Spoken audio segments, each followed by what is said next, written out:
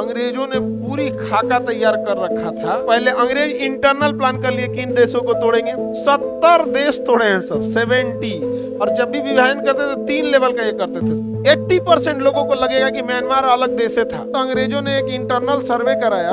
भारत विभाजन का एक छोटा ट्रायल था, इसलिए रास्ते से हटाना मजबूरी बन गए थे महात्मा गांधी अंग्रेजों के। और महात्मा गांधी मरे, काम खत्म। अंग्रेज मुस्कुरा के चल गए क्योंकि अब 100 साल तक ही लड़ेगा।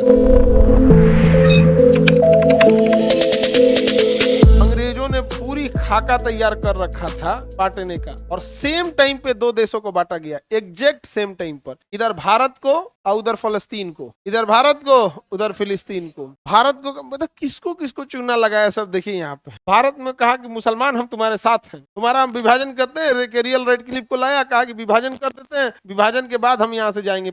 जिन्ना का रुकिया रहिएगा महाराज, चल जाइएगा तो मार देगा सभी, सब विभाजन होने ही नहीं देगा। तो कहा अरे काहे टेंशन लेते हो, पहले तो विभाजन करेंगे। फिर यूएनओ बनाए हैं, यूएनओ इनके लिए एक रखेल की तरह काम करता है। अमेरिका अरब वालों लोग के लिए यहाँ नचनिया कैसे कोई वैल्यू नहीं, उसके लिए बहुत पावर नहीं रखते। वैसे ही अरब यूएनओ है, नाचता है इनसो के कहने पर। समझ में आएगी नहीं आ गया पर जस्ती इन लोग। जब यूएनओ है तो नाटो की क्या जरूरत, या नाटो है तो यूएनओ की क्या जरूरत, कोई एक ही रखो। ब्रिटेन और अमेरिका ये सब जब युद्ध जीते थे सब, और द्वितीय विश्व युद्ध के समय, तो उन लोग ने एक चीज समझ में आया था कि हम लोग अब जो दौर आ रहा है वो आप किसी को गुलाम बना के नहीं रख सकते। 1945 का जैसे अभी जो दौर है, आप खुलेआम गुंडाई नहीं कर सकते। आप कितना बड़ा गुंडा है, साइड में मर्डर कर देंगे चलेगा, खुलेआम गुंडाई नहीं कर सकते जो आज से 30 साल पहले करते थे। उसका रीजन, 30 साल पहले मीडिया उडिया नहीं रहती थी, सोशल मीडिया नहीं थी, सड़के पे मार दीजिए किसी को, गवाह डरे नहीं बोलेगा, यहाँ वीडियो बना लेगा।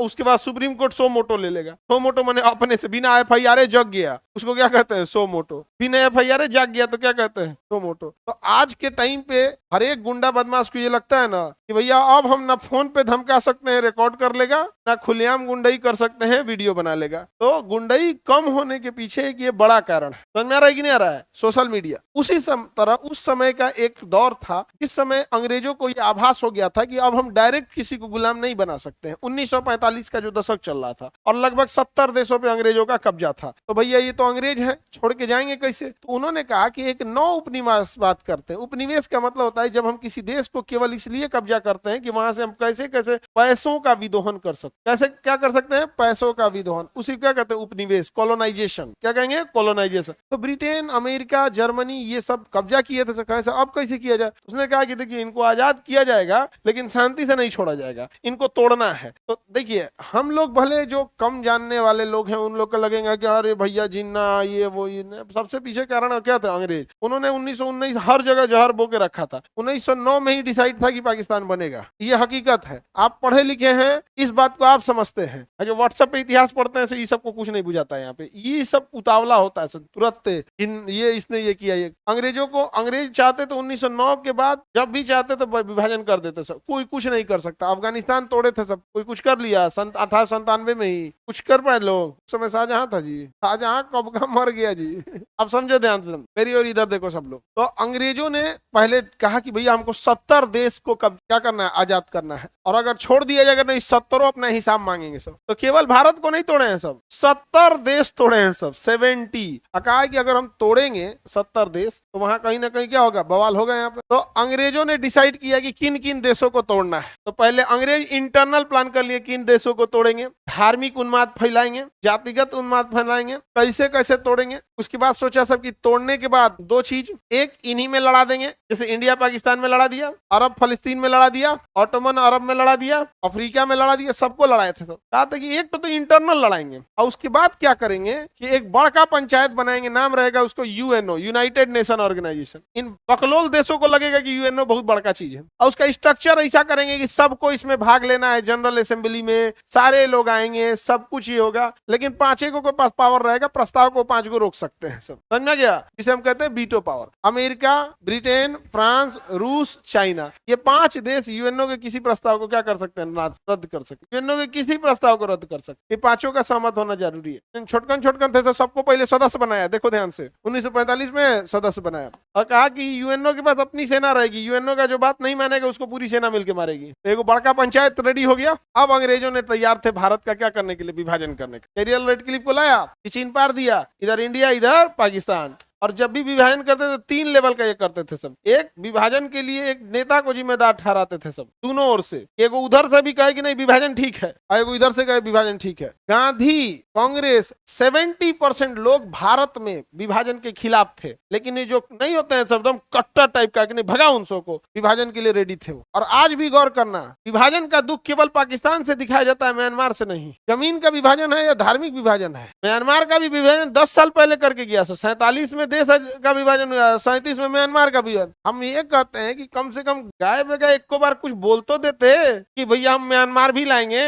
हाँ, आज तुम जाओ गांव में 80% लोगों को लगेगा कि म्यांमार अलग देश से था, उनको ये पता नहीं कि भारत से अलग हुआ था। 80% की बात करते हैं। तो अंग्रेजों ने भारत में एक माहौल तैयार कर लिया, कहा कि विभाजन करबे करेंगे। तो भारत का एक हिस्सा था जो विभाजन के भी पक्ष में था। आप समझ में गया। और उधर जिन्ना तो भैया उघारे नाच रहा था कि भैया हमको विभाजन करना ही करना है। अंग्रेजों ने कहा कि विभाजन कर देंगे और गांधी को क्या कर देंगे, जिम्मेदार ठहरा देंगे आप, और हम लोग साइड हो जाएंगे चुपचाप। और कुछ बवाल होगा तो यूएनओ है ये है, कुछ बवाल होगा तो यूएनओ है ये, यूएनओ केस कर देगा, संभाल लेगा। आज भी देखो अंग्रेजों की अक्षरशः बात प्लान सेम टू सेम वैसे ही चल रही है कि नहीं। ईरान को देखो प्रतिबंध लगा के इकोनॉमी गिरा दिया, वहां पे आया 14 को बम गिरा के चल गया, मारा मिसाइल मार के चल दिया, दूतावास उड़ा दिया। नहीं समझ में आ गया। कुछ बोल रहा है कोई, कुछ नहीं बोला। आज भी देखो यूएनओ का काम है पूरी दुनिया में शांति लाना, लेकिन फलस्तीन में शांति ट्रंप लाया है। वो तो ठीक हुआ है, गाजा वाला मान गया है। नहीं तो हम लोग तो सिंधु सभ्यता पढ़ाते तो सिंधु सभ्यता के गाजा सभ्यता पढ़ाते, नहीं समझे। ये लोग मानबो नहीं ना करता था सब। इन लोग का इजराइल का प्लान लीक हो गया था। अब प्लान लीक हो गया था 2021 में, और अभी हटते हटते सब लोग को पता चल गया था, ज्यादातर लोगों को कोई नहीं। हम 2021 में एक वीडियो बनाए थे, बताए थे कि कुर्सी लेके बैठना पड़ेगा तुम लोग को, याद रखना। और हम थोड़ा सा वो बोले थे, मीट काटने वाला नहीं होता लकड़िया, हम बोले थे कि एकरे पे बैठना पड़ेगा, कुर्सियां ज्यादा जगह लेता है। बहुत खराब लगा था लोगों को, ताकि इब्लीस है ये। तो मुसलमानों में सबसे बड़ा शैतान कौन होता है? इब्लीस। इब्लीस बोला था, फिरौन, इब्लीस। इसको क्या पता, हम कह दूर सजरत नहीं तो इमोशनल तुम डिसीजन ले रहा है। कभी भी डिसीजन इमोशनल नहीं होना चाहिए। Decision always should be strategic. जब आप डिसीजन लेने जाए तो इमोशनलेस होके डिसीजन। हम समझाए रहे थे कि बबुआ बच जो, संभल जो ना, ये देर उसी यार मारा धोया एकदम जबरदस्त। यहाँ पे पाकिस्तान इधर विभाजन कर दिया, बीच में किसको खड़ा कर दिया? हाँ, गांधी जी को खड़ा कर दिया, ऊपर में यूएनओ को खड़ा कर दिया। विभाजन कर दिया कि नहीं कर दिया? तो 1947 में अंग्रेजों ने भारत का जो विभाजन किया उससे पहले क्या बना के रखे थे? यूएनओ बना के रखे थे। क्या बनाए थे?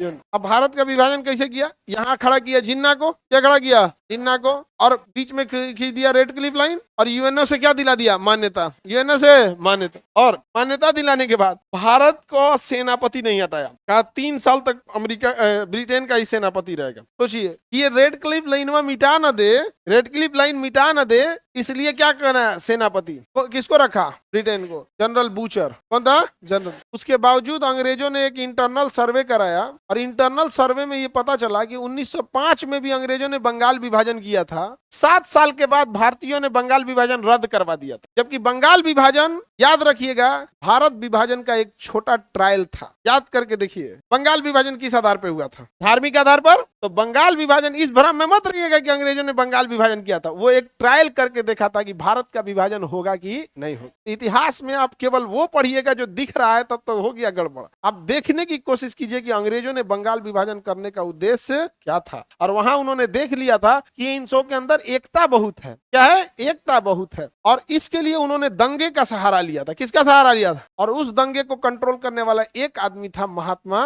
गांधी। कौन था? इसलिए रास्ते से हटाना मजबूरी बन गए थे महात्मा गांधी अंग्रेजों के। तो अंग्रेजों के रास्ते से हटाने के लिए कौन जरूरी थे? महात्मा। जब तक गांधी मरे नहीं तब तक जाके जनरल बूचर हटा नहीं। इधर महात्मा गांधी मरे, जनरल बूचर चल गया। कहा अब कोई नहीं है रोकने वाला। धार्मिक उन्माद फैला दिया, लड़ाई झगड़ा हो गया। कहा कि बस बस बस, भारतीयों को धार्मिक उन्माद फैला दीजिए, इनको बाकी इसके बाद इनको कुछ नहीं होता। तो जैसे विभाजन किया, यूएनओ को बैठा दिया कि भैया हम समझाएंगे। इधर समझाने वाले गांधी ने निपटा दिया, और कश्मीर को लेके लड़ाई हो गई। काम खत्म। अंग्रेज मुस्कुरा के चल गए, कि अब 100 साल तक ही लड़ेगा। मुस्कुरा के गया था ये कह के, अगला 100 साल तक ही लड़ेगा। चल दिया भारत से विभाजन का। हाँ, कैसे दिमाग बहुत था। आज जो पढ़ाई कर रहे हैं अंग्रेजों से ही पढ़ के छोड़ दिए हैं।